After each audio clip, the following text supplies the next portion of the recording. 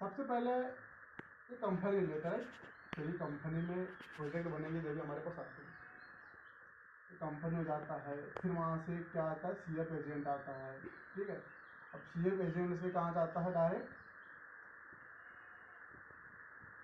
ये आता है डीलर, डीलर के पास आता है होलसेलर, राइट। अब होलसेलर से आता है कहाँ, कस्टमर के पास, नहीं होलसेलर से डायरेक्ट कहाँ आता है,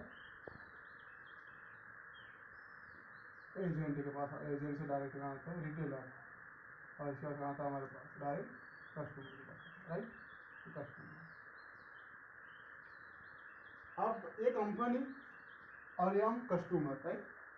कस्टमर और कंपनी का जो है मिलाप वो तो रहेगा ही।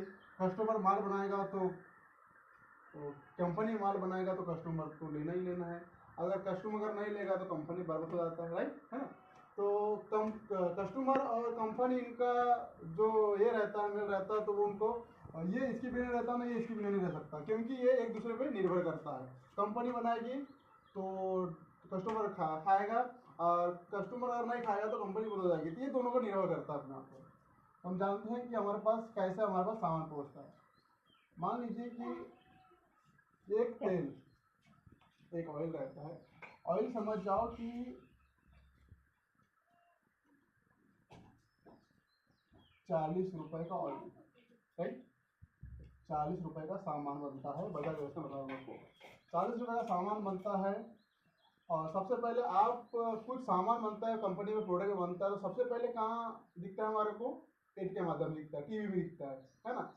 सबसे पहले कहाँ दिखता है, टीवी में। तो टीवी में जो अमिताभ बच्चन है, अक्षय कुमार है, ये जो एक्टर्स है, जो सेलिब्रिटी लोग हैं, वो फ्री में तो नहीं करते होंगे, है ना सर, फ्री में करते हैं नहीं।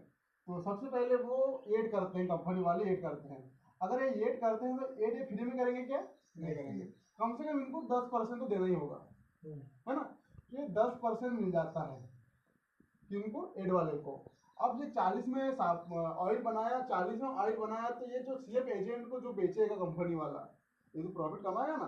तो 40 और 10% तो मान लीजिए 10 रुपये दे दिए इनको, तो कितना बन जाता है प्रोडक्ट एक बना कंपनी में 40 रुपये में एड वाले को दिए 10%, यानी एक सबसे तो 50 रुपये का सामान बन जाता है ना सर।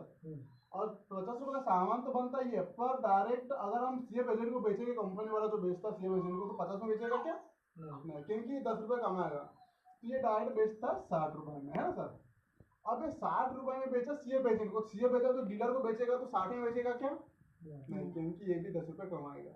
तो ये सीएफ एजेंट कितने बेचता है डीलर को, 70 में।